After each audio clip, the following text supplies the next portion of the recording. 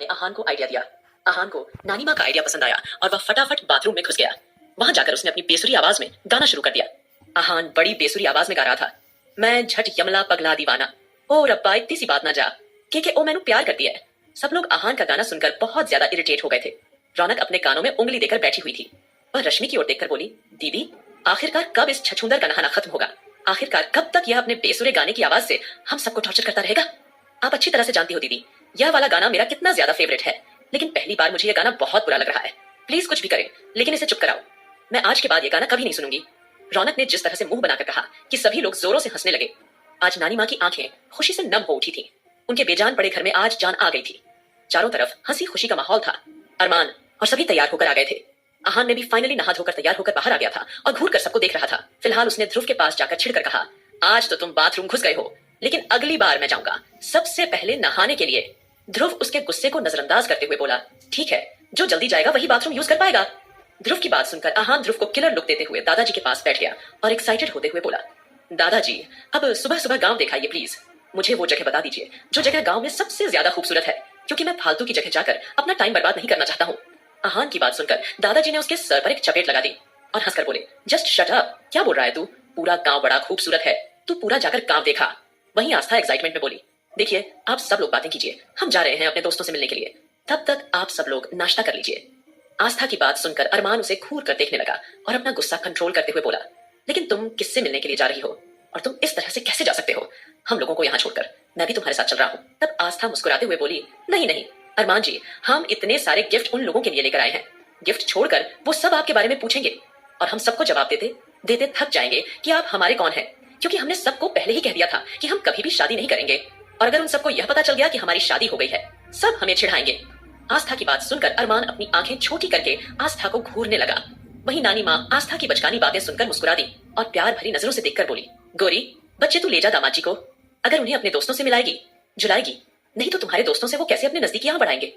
और मैं तो कहती हूँ तो सबको लेकर जा, जल्दी जा, इससे पहले कि देर हो जाए। तब अरमान हैरानी से नानी माँ की ओर देखकर बोला, लेकिन किस बात के लिए देर हो जाएगी, मैं समझ नहीं पा रहा हूँ। उसके बाद नानी माँ बोली, उसके बाद वो चले जाएंगे ना।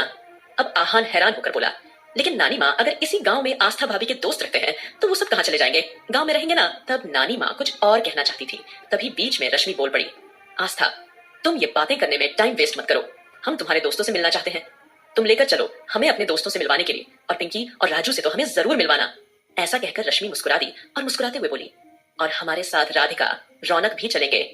जानबूझकर रश्मि ने एंजल का नाम नहीं लिया था, क्योंकि उन सबके मन में कहीं ना कहीं एंजल के लिए थोड़ी सी कड़वाहट थी। वही एंजल उससे एक तरफ बैठी हुई थी, क्योंकि उससे कोई बात नहीं कर रहा था। वह तो बस बैठी हुई अविनाश को देखे जा रही थी। अविनाश जो कि आस्था की बातें सुनकर मुस्कुरा रहा था और जेंटल वॉइस में बोला, अच्छा गोरी मैं भी चलूं तुम्हारे दोस्तों से मिलने के लिए? तब आस्था चहकते हुए बोलती है, हाँ हाँ भैया क्यों नहीं, आइए चलिए ना, हम आपको लेकर चलते हैं। ऐसा बोलकर आस्था ने जल्दी ही अविनाश का हाथ पकड़ लिया। अब अरमान को यह बात कुछ खास पसंद नहीं आई थी कि आस्था ने इस तरह से अविनाश का हाथ पकड़ा था, और वह मन मन में झल्ला उठा था और खुद से बोला, क्या यह लड़की मेरा हाथ नहीं पकड़ सकती थी? जरूरत है इसे अपने भाई का हाथ पकड़ने की। एक बार रात होने दो, इसको तो मैं तभी बताऊंगा, अभी फिलहाल उसके दोस्तों से मिल लो। आखिरकार वह दोस्त है कौन? कहीं ना कहीं अरमान की मुट्ठी अपने आप ही भिंचती जा रही थी। उसे ऐसा लग रहा था कि आस्था का उसके अलावा कोई नहीं होना चाहिए। अगर आस्था का कोई दोस्त, हमसफर या कोई भी रिश्ता हो तो सिर्फ और सिर्फ अरमान से हो, लेकिन फिलहाल वह वहां सबके सामने किसी तरह की कोई बात नहीं कह सकता था। और जल्दी ही वह अब उन लोगों के साथ जाने लगा था, क्योंकि आस्था और अविनाश दोनों आगे आगे जाने लगे और नानी माँ और दादाजी और एंजल घर पर ही रह गए थे। नानी माँ ने बोला भी था कि एंजल बेटी तुम भी गाँव घुमाओ, लेकिन एंजल सबके चेहरे देखने के बाद बोली, नहीं नहीं नानी माँ, हमारा कहीं जाने का इरादा नहीं है, वैसे भी नींद पूरी नहीं हुई तो मैं सोना चाहूंगी। यह बोलकर जल्दी ही एंजल कमरे में जाकर उल्टे मुंह लेट गई। उसका भी मन था सबके साथ गांव जाने का, लेकिन कोई उसे ज्यादा भाव नहीं दे रहा था, तो यह बातों से अंदर ही अंदर हर्ट कर रही थी। वेल, जल्दी ही आस्था अब घर से निकलकर पाठशाला की तरफ जाने लगी। गांव में इस वक्त कुछ औरतें ही बाहर निकलती हैं और सभी आस्था को देख रही थी। आस्था सभी को हेलो हाय नमस्ते करती हुई जा रही थी। हर कोई आस्था के बारे में उसे देख देख कर उसके हाल चाल पूछ रहा था। सभी आस्था से मुस्कुराकर बोल रही थी और बार बार उसके साथ आए लोगों के बारे में भी पूछ रहे थे। और आस्था सबको खुशी से बताते जा रही थी कि ये हमारे भैया हैं, ये हमारे पति हैं, ये हमारे देवर हैं और ये हमारे दीदी हैं। आस्था सभी से रश्मि, राधिका, रौनक को दोस्त दीदी कहकर बुला रही थी। ध्रुव आहान को अपने देवर कहकर मिलवा रही थी और आकाश और सुमित को अपने बड़े भाई कहकर मिलवा रही थी, और अविनाश भी उनमें इंक्लूड था। आस्था बहुत खुश थी। उसके चेहरे की चमक अरमान साफ साफ महसूस कर रहा था। पहले कहीं उसके मन में बार बार इस बात का डर हो रहा था कि ना जाने आस्था के दोस्त कौन है जिनके लिए आस्था इतना सारा सामान लेकर आई है। तभी अचानक आस्था एक घर के सामने रुककर पूछा, काकी काकी, विमल कहाँ है?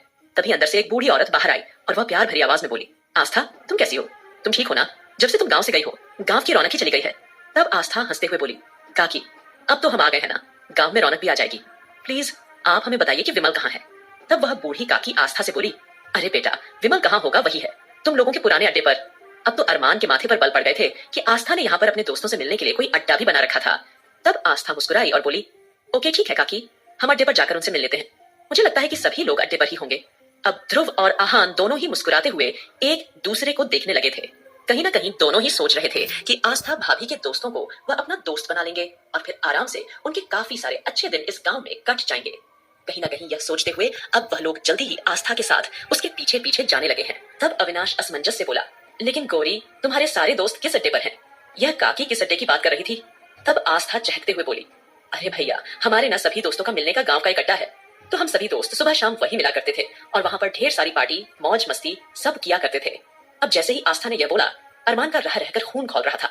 वह सोच रहा था कि आस्था इतने सारे लड़कों के साथ पार्टी किया करती थी, आखिरकार ऐसे कैसे कर सकती थी? अरमान का खून अंदर ही अंदर जलता जा रहा था। अरमान तो आस्था के आसपास किसी लड़की को भी देखना पसंद नहीं किया करता था, लेकिन यहाँ तो आस्था इतने सारे लड़कों के आसपास रहा करती थी, तो यह बात अरमान सिंघानिया को कुछ खास पसंद नहीं आ रही थी। अरमान जल्दी ही अब गुस्से से आगे बढ़ने लगा था। उसने सोच लिया था कि अगर किसी भी लड़के ने आस्था के साथ बदतमीजी की, वो वहीं के वहीं सबको भून डालेगा। इसीलिए अरमान ने जल्दी ही अपने बॉडीगार्ड से उसकी बंदूक अपने हाथ में ले ली थी और उसे अपनी पॉकेट में अच्छी तरह से बिना किसी की नजरों में आए रख लिया था। लेकिन आकाश और सुमित की नजरों से अरमान नहीं बच पाया था। कहीं ना कहीं आकाश और सुमित अरमान के दिल की हलचल को महसूस कर रहे थे। साथ ही साथ वह अरमान का पजेसिवनेस सबसे अच्छी तरह से वाकिफ थे कि अरमान अपनी बीवी आस्था को लेकर कितना ज्यादा पजेसिव है। अब जल्दी वह सब लोग एक बड़े से दरवाजे के सामने खड़े होते हैं। तब आस्था उस दरवाजे की ओर इशारा करके बोलती है, आप लोग जानते हैं यही हमारा अड्डा है, यही हम सब लोग मिला करते थे। तब आहान ध्रुव के कान में फुसफुसाते हुए बोला, आस्था भाभी तो बड़ी डेरिंग निकली, खुलेआम इतने सारे लड़कों से यहाँ मिला करती थी, मानना पड़ेगा भाई। तब ध्रुव बोला, जस्ट शट अप, चल फटाफट से, अगर भाई ने सुन लिया तो यही हमारी कब्र खोद देगा। तब आहान एकदम से चुप हो गया। वही रौनक बेपरवाही से सारी चीजों को देख रही थी, लेकिन आहान की नजरें बार बार रौनक पर जा रही थी। आहान चाहता था कि रौनक पहले जैसी हो जाए, खूब सारी ढेर सारी बातें करें, उसे लड़ाई झगड़ा करें, उसे छछूंदर बुलाए, जो मर्जी वो बुलाए, लेकिन वह पहले जैसी हो जाए। लेकिन ऐसा लग रहा था मानो कि रौनक तो पहले जैसी होना ही नहीं चाहती थी। उसने अपने आप को सबसे अलग कर लिया था और अब जो कि सबके चेहरे पर एक्साइटमेंट थी आस्था के दोस्तों से मिलने के लिए, लेकिन रौनक के चेहरे पर ऐसा कुछ नहीं था। अब जल्दी ही आस्था ने वहां जाकर दरवाजा खटखटा दिया और जैसे ही दरवाजा खटखटाया तो सब के सब लोग अंदर आ गए थे। कहीं ना कहीं अरमान तो गुस्से से सुलग रहा था कि मैं आज इन सारे लड़कों को जिंदा नहीं छोड़ूंगा जो भी उसकी बीवी से आकर चिपकेगा। अब सब के सब अंदर गए तो उन्होंने देखा कि वहां पर कितने ही सारे छोटे छोटे बच्चे खेल रहे थे। अब सब लोग हैरानी से उस जगह को देखने लगे थे। बड़ी ही खूबसूरत छोटी सी पार्नुमा जगह थी और वहां पर छोटे छोटे फूल, फ्रूट्स, फल ये सब लगे हुए थे और छोटे छोटे बच्चे वहां पर मेहनत कर रहे थे, वहां की गार्डनिंग कर रहे थे और फूल पौधों में पानी डाल रहे थे। कहीं ना कहीं अरमान उस जगह को देखकर इंप्रेस हुआ था, क्योंकि अरमान को इस तरह की जगह काफी ज्यादा पसंद आया करती थी और फूलों की गार्डनिंग करना तो उसे बेहद ज्यादा पसंद था।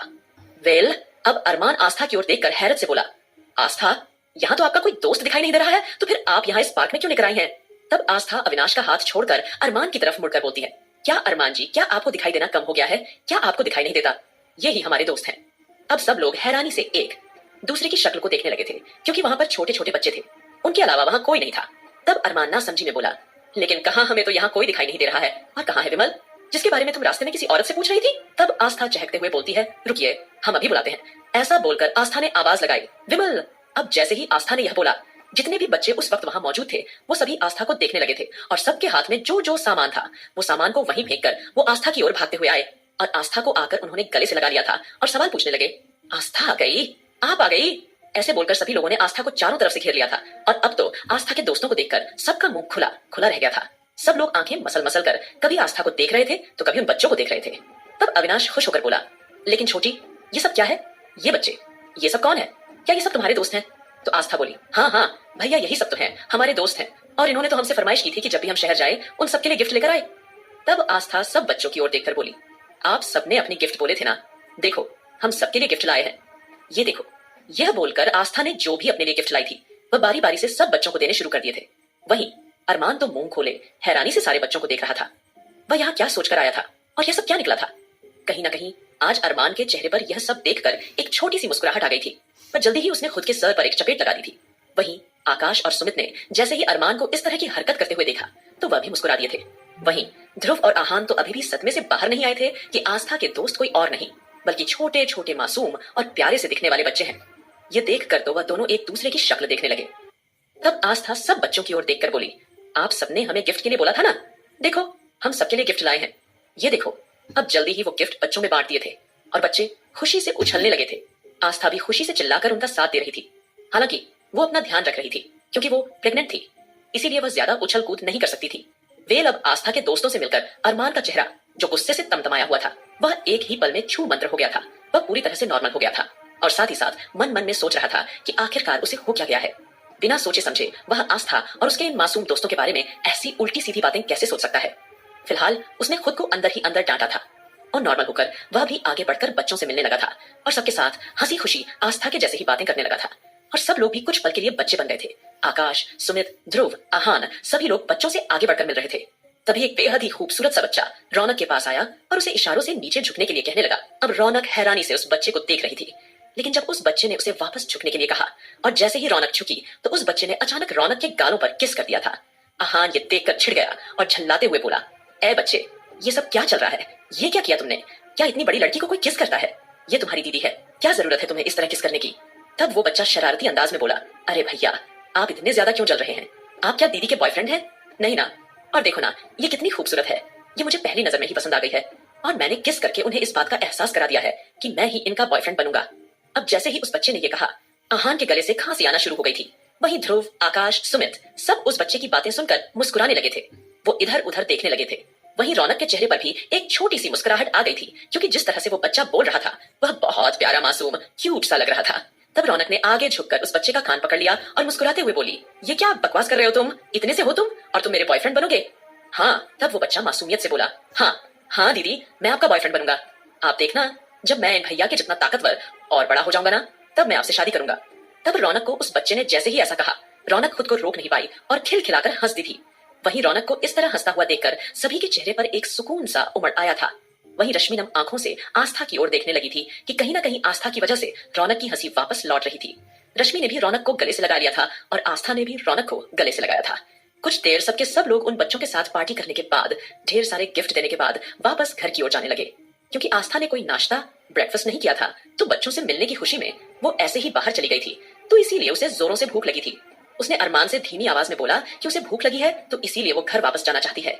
तो अरमान उसे लेकर जल्दी ही घर वापस आया था और बाकी सबने ऑलरेडी नाश्ता कर लिया था, इसीलिए सबने आस्था और अरमान से कहा था कि वो ब्रेकफास्ट करने के बाद वापस से यहाँ आ जाए, तब तक वो थोड़ी देर और यहाँ समय बिताना चाहेंगे।